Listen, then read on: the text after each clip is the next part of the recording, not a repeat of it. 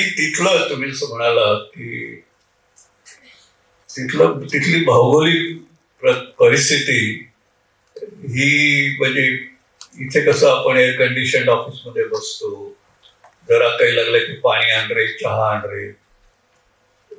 तिथे या सोयी फार सहजपणे उपलब्ध होत नाही.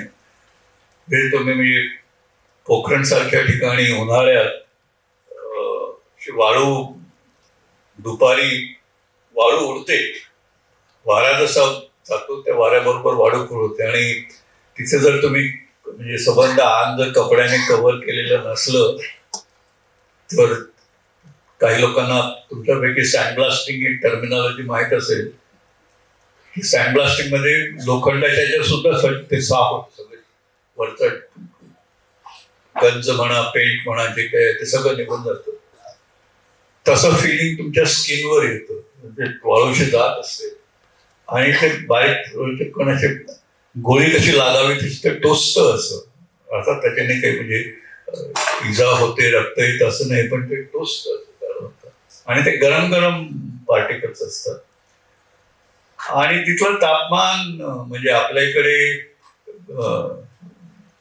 50 म्हणजे खूप होतं, तिथे 50, 51, कधी कधी 52 डिग्री सेल्सिअस तापमानामध्ये महिना काम करायला लागतं.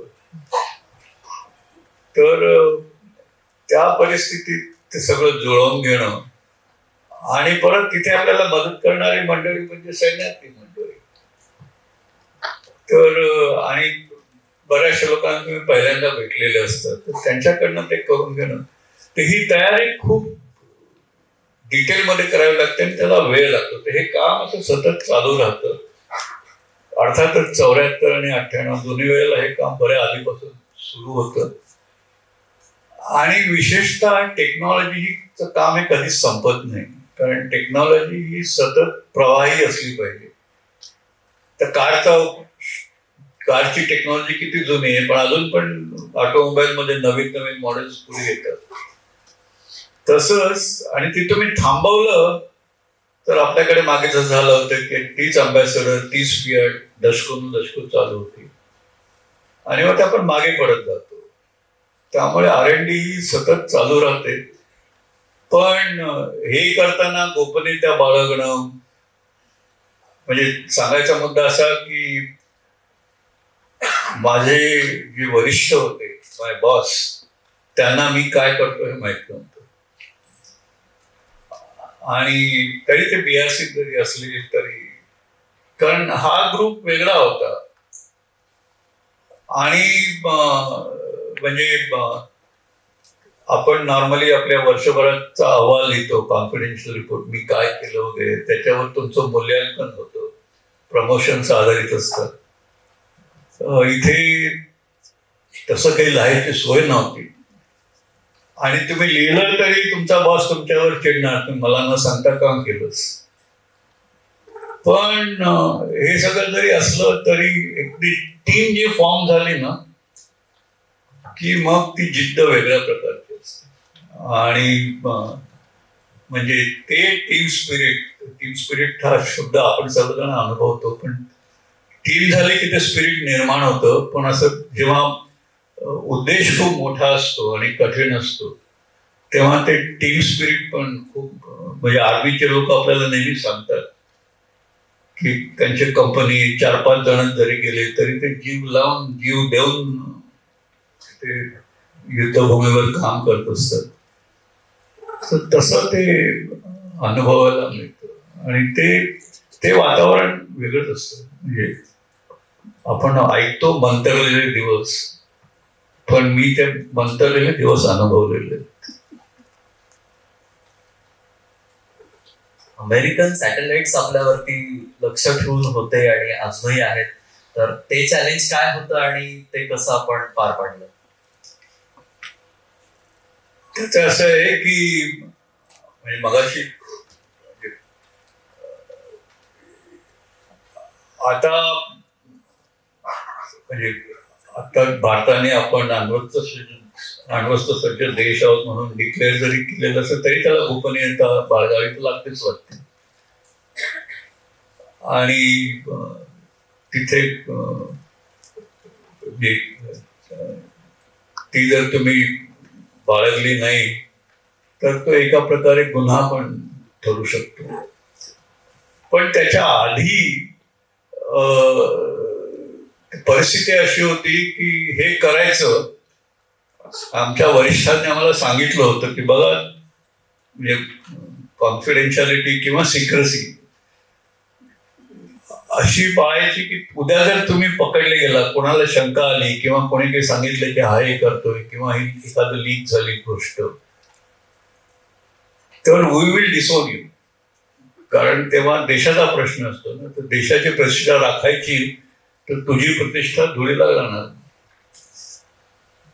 तर म्हणजे ते भान हे प्रत्येकाला बाळगावंच लागतं. तर सांगायचा मुद्दा असा की सॉरी मी विसरलो, तुम्ही काय विचारलं? American satellite American satellite. तर आणि आता जे काम आपल्या प्रयोगशाळेत चालू आहे तिथे अर्थातच फक्त लोकांच्या थ्रू जाणार नाही म्हणून फक्त ज्याला आपण म्हणतो नीड टू नो बेसिस तेवढ्याच लोकांना ती शेअर करायची, इतर लोकांना शेअर करायची नाही वगैरे वगैरे. पण जेव्हा तुम्ही फील्डमध्ये काम करता, उघड्यावर काम करता, तेव्हा अर्थातच सॅटेलाइट्सची नजर असते तुमच्यावर आणि ती चित्र घेत असतात. आज समजा एक चित्र घेतलं, उद्या याच वेळेला दुसरं चित्र घेतलं आणि मग आजच्या चित्रात आणि उद्याच्या चित्रात जर त्यांना फरक जाणवला तर मग त्यांना कळतं की नाही, इथे जरा अधिक खोलात जाऊन तपासणी केली पाहिजे किंवा अधिक डिटेल बघितली पाहिजे आणि मग ती गोष्ट लीक होते. त्यामुळे आपल्याला काळजी घ्यायला लागते की सॅटेलाइट जे चित्र घेत आहे ते आजचं चित्र, उद्याचं चित्र, परवाचं चित्र, त्याच्यामध्ये काही फरक जाणवणार नाही. असं तर कामाची सगळी जी आखणी आहे ती त्या पद्धतीने करायला लागते किंवा अशा प्रकारे करायची की त्यात बदल जरी झाला असला तरी त्यांना वाटलं पाहिजे की हा एक नॅचरल बदल आहे, की त्याच्यामध्ये त्याच्या काही खोलात जाण्याची काही गरज नाही. असं होतं. उदाहरणार्थ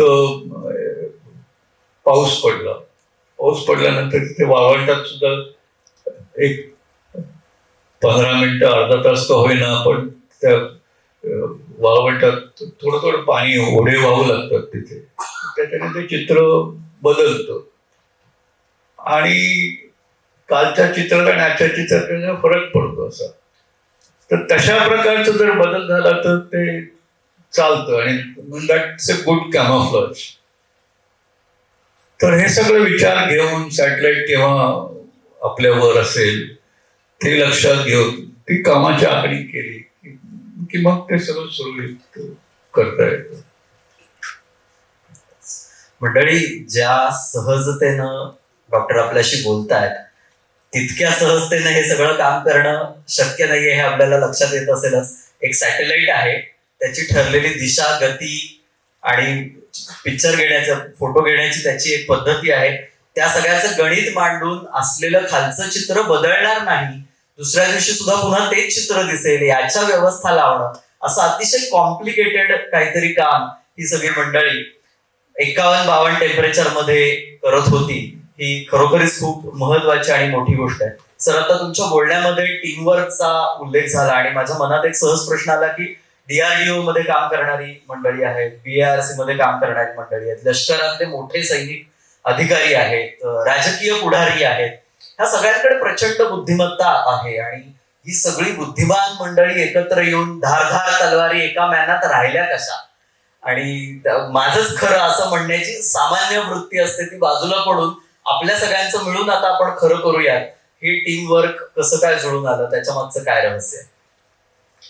नाही, हे मगाशी म्हटलं तसं की ध्येय जर मोठं असलं आणि टीम म्हणजे अस्ताव्यस्त नसताना नेटकी छोटी कॉम्पॅक्ट टीम जर असली तर मला वाटतं तसलं स्पिरिट आपोआप तयार होतं. म्हणजे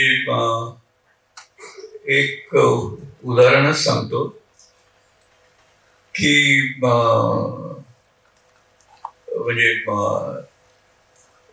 हे आम्ही जेव्हा टेस्ट करायची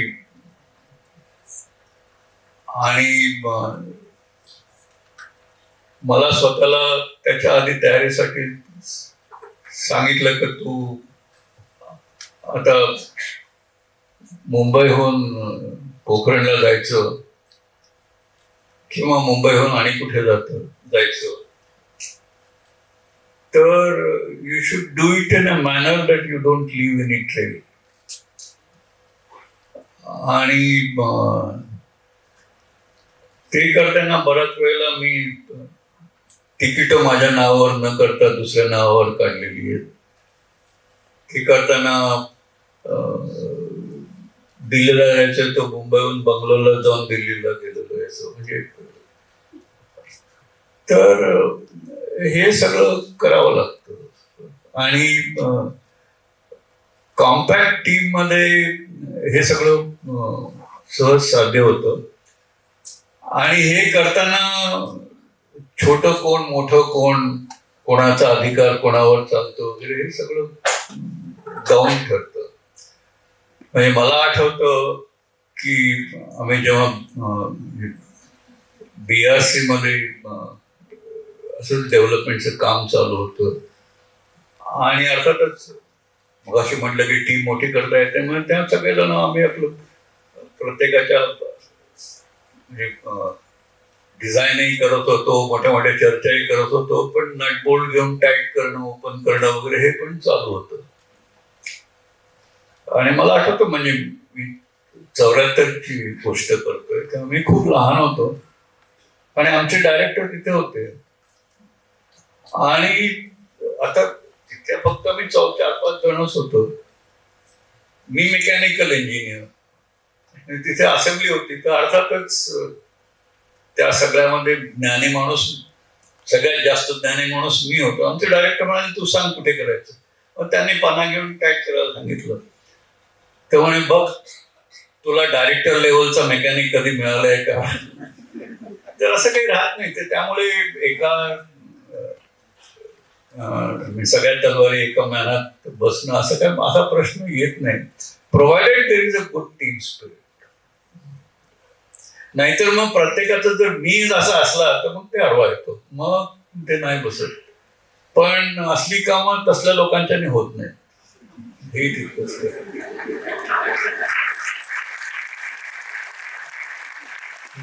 असली कामं आणि तसले लोक हे गणित लोकांना नक्की समजलंय आणि आम्ही त्यातले नाही होत. आम्ही असली कामं करणारे आहोत आणि त्यामुळे आम्ही सुद्धा टीम स्पिरिट सगळ्यांनी आपण असली कामं करणारी झालो पाहिजे.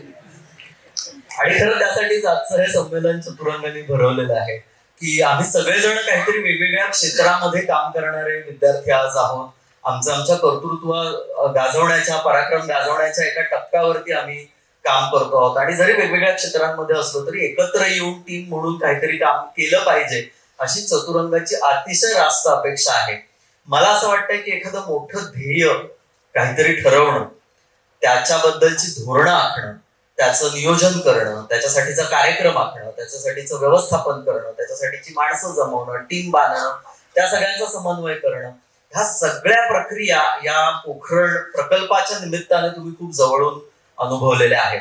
आज आमच्या सगळ्यांना ह्या सगळ्या प्रक्रियांच्या मागचं रहस्य, या प्रक्रियांच्या मागची काही तत्व असतील तर ती जर तुम्ही उलगडून सांगितली तर आज जरी आम्ही वेगवेगळ्या क्षेत्रात काम करत असलो तरी किमान समान कार्यक्रम आम्ही काय राबवायला पाहिजे असा विचार करायला आम्हाला त्यातनं नक्की एक प्रेरणा मिळेल असं वाटतं. नाही हे तर खरंच आहे. आणि मी एवढंच म्हणेन की म्हणजे तुम्ही सकारात्मक दृष्ट्या घ्या, म्हणजे don't look at in a negative way. पण मला असं वाटतं की आपल्याला एका विशिष्ट प्रकारच्या सांस्कृतिक क्रांतीची गरज आहे. आणि असं म्हणण्याचं कारण असं की आपली एक मानसिकता आहे की म्हणजे घरी आई वडील एखाद आपलं मुलं जर काहीतरी नवीन करू इच्छितात करू, तर पहिला प्रश्न, तुला हे असं करायचं आधी कोणी केलंय का? किंवा एखाद्या कारखान्यात किंवा वर्क प्लेसमध्ये किंवा ऑफिसमध्ये किंवा R&D लॅबोरेटरीमध्ये कोणी एखादी नवीन संकल्पना पुढे आणली आणि त्याला मूर्तरूप द्यायचं झालं, आणि पर्टिक्युलरली वेन स्टेक्स आर हाय, छोटे मोठे स्टेक्स असतील तर हा कर, पण वेन द स्टेक्स आर हाय हा प्रश्न हमखास विचारला जातो की हे आधी कुठे केलेलं आहे. आणि जर कोणी केलेलं नसलं तर त्याला सपोर्ट मिळणं खूप कठीण जातं. आणि मला वाटतं जर आपल्याला एक देश म्हणून किंवा एक समाज म्हणून पुढे यायचं झालं तर ही परिस्थिती बदलली गेली पाहिजे. म्हणजे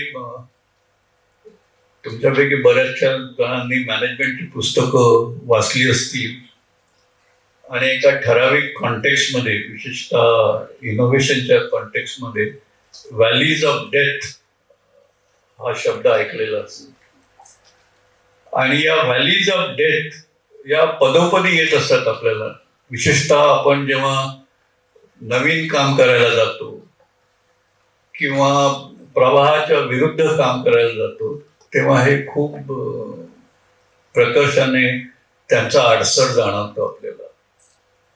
आणि म्हणून समाजाची जडणघडण किंवा समाजाची वृत्ती, नवीन गोष्टीकडे बघण्याचा दृष्टिकोन, आणि मग त्या समाजामध्ये समाजाचे घटक म्हणून कुटुंबातली पण तशीच परिस्थिती असावी. आणि तिथे सकारात्मक दृष्टी असणं आवश्यक आहे की सर्वप्रथम आपण जे काही शिकलो, आपण जे काही ज्ञानार्जन केलं, तर स्वतःचाच विश्वास असला पाहिजे की आपण जे काही शिकलोय ते बरोबर शिकलोय. नाही तर मला आठवतं मी जेव्हा इंजिनिअरिंग कॉलेजमध्ये गेलो, मी कुठल्या कोचिंग क्लासला वगैरे गेलो नाही, पण तेव्हा कोचिंग क्लासमधनं इंजिनिअरिंग कॉलेजने येणारी मुलं खूप होती.